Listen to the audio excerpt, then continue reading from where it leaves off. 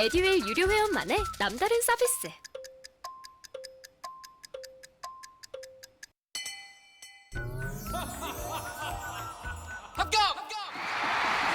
합격하고 돈도 받는 혜택. 오직 에듀윌 유료 회원에게만. 에듀윌. 무료 합격! 안녕하십니까? 자, 이번 시간 12월 시사. 자, 두 번째 시간입니다. 경제, 산업 파트 한번 정리해 보도록 하겠습니다. 상당히 소재가 많죠. 간략하게 한번 짚고요. 자, 본격적인 내용은 들어가서 해보겠습니다.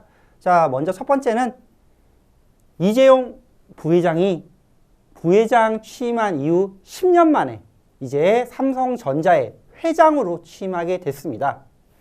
두 번째는 중국의 시진핑 주석이 3연임에 성공하면서 상당히 반시장 경제의 그 정책이 이어질 걸로 예상되자 차이나런, 중국 자금을 빼고 그거를 다른 나라로 옮기려는 차이나런이 현실화되고 있고요. 반사이익을 우리나라가 보게 되었다. 세 번째는 우리나라 경제가 생산, 소비, 투자 이 3개 축이 다 지금 9월 달에 감소했습니다. 경제 불황으로 들어가고 있다는 느낌이 들죠. 네 번째는 우리나라 재건축의 대표 아파트라고 하고 있는 대치동의 음마아파트가 19년 만에 재건축 심의에 통과가 되었습니다. 자, 그 다음 우리나라의 기업들의 부채 증가 속도가 세계 2위라는 안타까운 얘기고요. 또 하나는 채권 시장의 불안을 좀 막고자 한국은행이 증권사 등 RP, 환매조건부 채권을 6조 원 정도 규모로 매입하기로 결정했다. 그 다음 우유 관련된 제품을 많이 이제 생산 판매하고 있는 푸르밀이 급작스럽게 사업을 종료하겠다, 사업을 접겠다라고 하면서 논란이 일파만파로 퍼졌고요. 그 다음 여덟 번째, 금리가 지금 자꾸 올라가고 있죠. 그래서 고금리에 오히려 이제 역대급 실적을 낸 국내 4대 금융 지주에 대한 얘기고요. 아홉 번째는 우리나라 기업이 생각보다 반도체 강하다고 하지만 시총 100대의 반도체 기업에는 3군데밖에 없다는 거예요. 그러니까 우리나라는 중소기업들, 강소기업들은 별로 없고 대기업 중심의 몇 개만 이 반도체에 상당히 우위를 점하고 있다라는 거죠. 열 번째, 주택경기 부양을 위해서 15억 넘는 아파트에도 주택담보대출을 허용하겠다는 내용이 있고요. 11번째는 3위, 이제 가상화폐 코인이라고 얘기하죠. 코인 거래소인 FTX 거래소가 파산 신청을 했습니다. 그리고 마지막, 미국의 연방준비위원회에서 올해 네 번째 4연속으로 자이언트 스텝이라고 하는 기준금리를 0.75%나 올리는 금리 인상을 단행했습니다.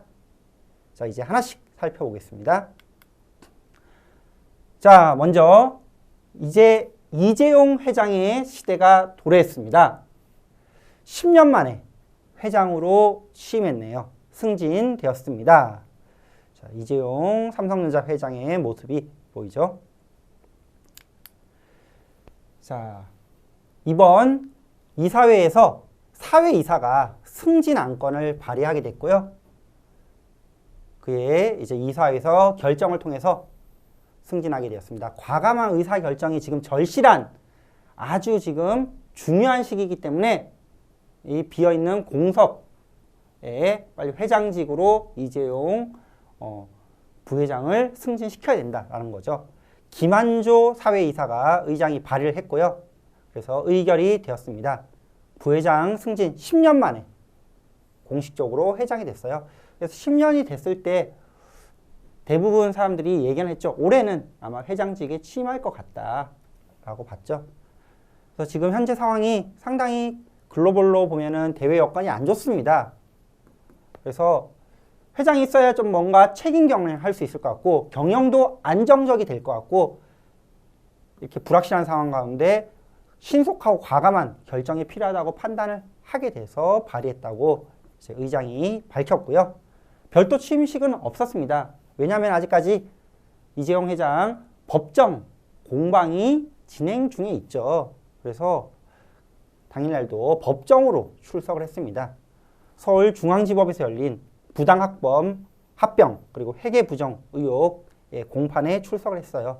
어떤 건지는 다들 아실 것 같은데 삼성이 지금 당면하고 있는 사법 리스크 크게 이제 진행 중에 있는 게 두 가지가 있죠. 부당합병이라고 말한 것은 삼성물산하고 제일모직하고 합병 과정에서 이 삼성물산 주주들한테 좀 피해를 입혔다. 합병 비율에 있어서 삼성물산의 합병 그 가치를 좀 낮게 평가해서 이재용 회장이 많이 가지고 있는 제일모직 중심으로 유리하게 이렇게 해서 합병을 시켰다. 그래서 합병 비율, 그 가치 판단, 합병 가액 판단에 의한 그 문제가 하나 있고요. 두 번째는 이제 회계 부정이죠. 삼성 바이오로직스, 바이오 기업의 분식 회계가 사실인지에 대한 재판이 진행 중에 있습니다. 이게 지금 명확하게 좀 끝나야지 그죠? 사법 리스크가 좀 해소가 되겠죠. 상당히 시간은 좀 오래 걸릴 걸로 보입니다. 자, 그래서 이 회장은 이제 취임식은 없었지만 이제 기자회견을 통해서 미래 기술이 우리 생존에 달려 있다. 앞으로 이제 4차 산업혁명 시대를 우리 삼성이 선점하기 위해서는 보다 좀 밑그림을 구체화시킬 필요가 있다라고 얘기를 했는데요. 전문가들이 이제 그런 구체화될 내용이 뭐냐? 삼성이 차세대로 가장 집중적으로 투자하고 있는 게 바이오죠. 앞으로 이제 고령 인구 많아지고 그리고 그 고령 인구가 결국 쓸 돈이 이런 의료 관련 쪽, 제약 쪽이지 않을까. 바이오 쪽 그리고 이제 4차 산업혁명의 핵심이라고 하는 인공지능 그리고 차세대 통신 이쪽으로 이제 집중 투자해서 이 인수합병에 나설 것이라는 관측이 지배적입니다. 다들 알고 있을 거라고 생각은 되네요. 그죠? 자, 두 번째 소식입니다. 차이나런 현실화. 그래서 중국에 투자했던 외국인 자금들이 빠져나간다. 그럼으로써 우리나라의 반사 이익이 기대됩니다. 중국의 지금 주가가 급속하게 떨어지고 있는 모습이 보이죠. 살펴보면요. 이 제20차 중국 공산당 회의에서 이번에 큰 결정을 했죠. 시진핑 주석의 3연임이 결정됐습니다. 그러면서 중국 증시는 악재죠. 폭락을 했습니다. 이게 차이나런이다. 차이나 플러스 뱅크런. 글로벌 자금이, 해외 자금이, 중국에 투자했던 해외 자금이 급속도로 빠져나가는 현상입니다. 그래서 왜 빠져나가냐? 이 시진핑 주석의 정책 때문이죠.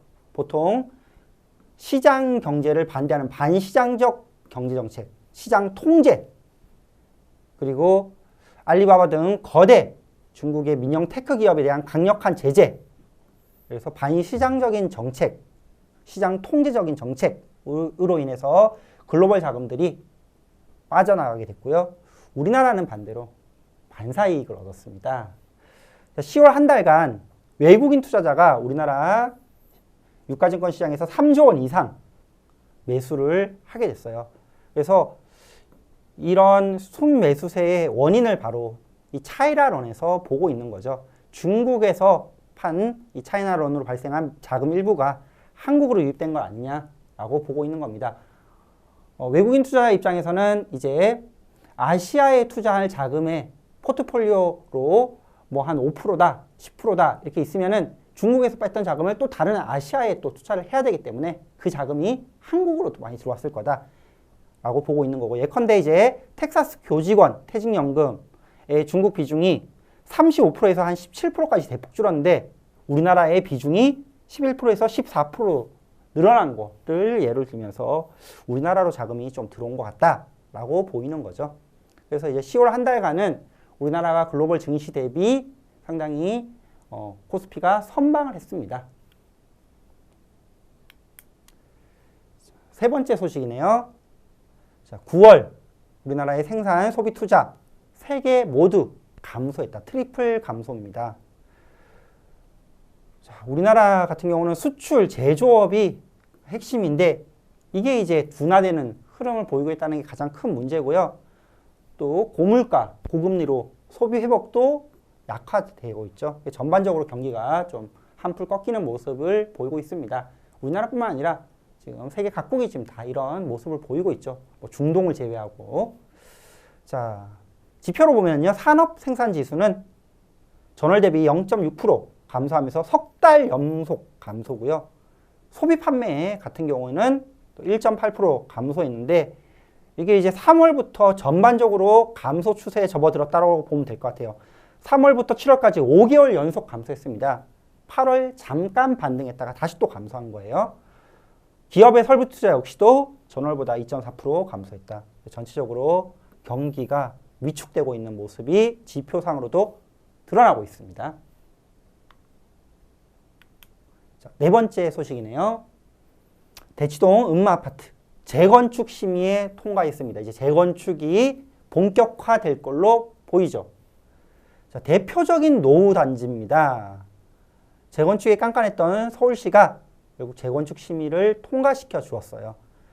2003년부터 이 재건축하자 논의가 되었는데 이게 19년 만에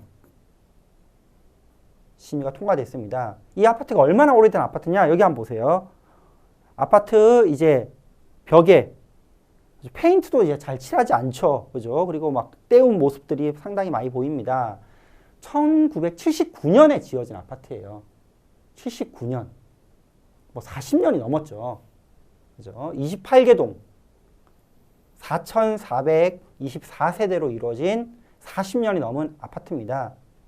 근데 이번에 이제 서울시 시장도 바뀌면서 약간 그 주택 경기에 대한 이제 주택 경기를 좀 부양하고 재건축에 대해서도 좀 완화하는 기조로 가고 있는 오세훈 시장이 이제 심의를 통해서 이거를 이제 통과시켜 줬고요. 아마도 재건축이 되면은 동수는 5개 늘어서 33개 동, 그리고 세대수는 많이 늘죠. 5,700여 세대. 거의 5,800세대네요. 그리고 층도 최고 35층까지 올라갈 걸로 보입니다. 자, 이래 되면 이제 재건축 시장이 조금 활성화되지 않을까 보고 있는 거예요. 우리나라 대표 재건축 아파트라고 보여지는 이 음마아파트가 이제 재건축에 본격적으로 뛰어들게 되었습니다. 자, 5번째입니다. 우리나라 부채에 대한 얘기예요. 세계 부채 보고서에서 우리나라 부채에 대해서 가계기업 정부별로 우리나라 부채가 어떻게 지금 변화하고 있는지를 보여줬는데 상당히 내용이 안 좋습니다. 우선 기업 부채를 보면은요. 조사한 35개 나라 중에 2번째로 빨리 증가하고 있습니다. 우리나라 부채의 가장 큰 문제가 속도예요. 규모보다는 속도가 상당히 빠르다는 겁니다. 그래서 우리나라 기업 부채 비율이 베트남에 이어 세계 2위의 증가폭, 1년 사이 6.2%포인트나 올랐습니다.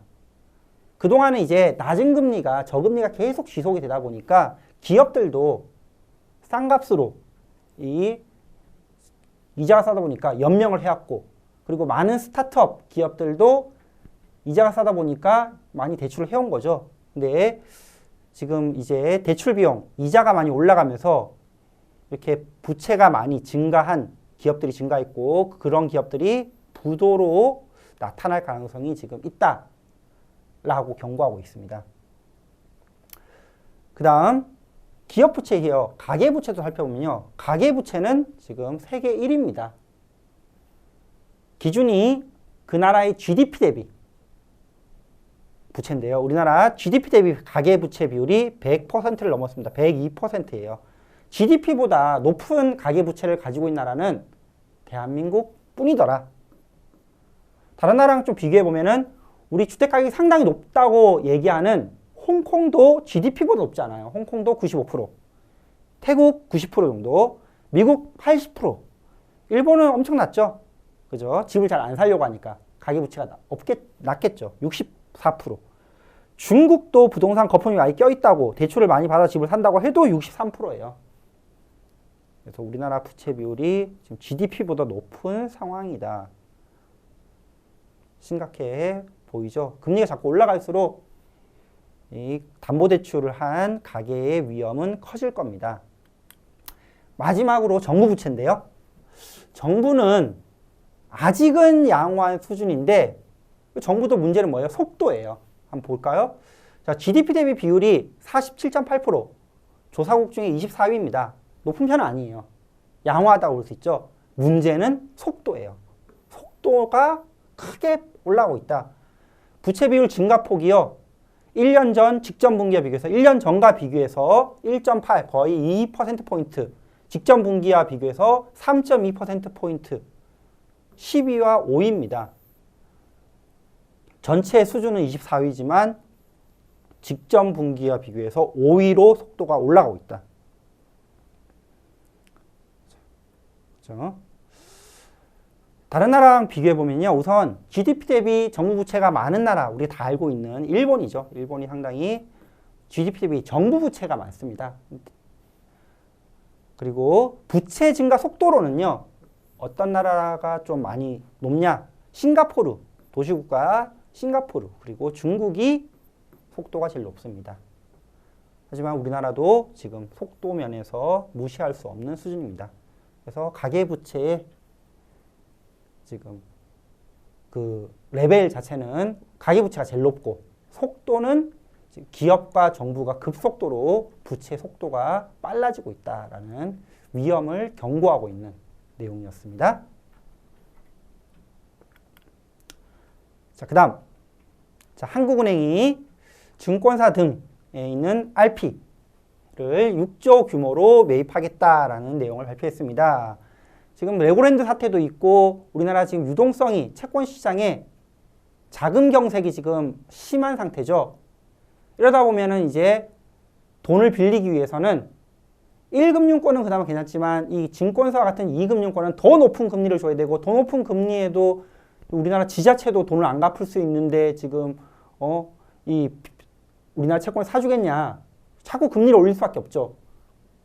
그렇게 되면은 더 높은 금리에는 결국에 증권사도 제2금융권도 위험해질 거고 그러다 보니까 어쩔 수 없이 정부에서 한국은행에서 자, 채권 시장에 들어와서 채권 시장의 채권들을 사가는 이런 거를 하고 있습니다.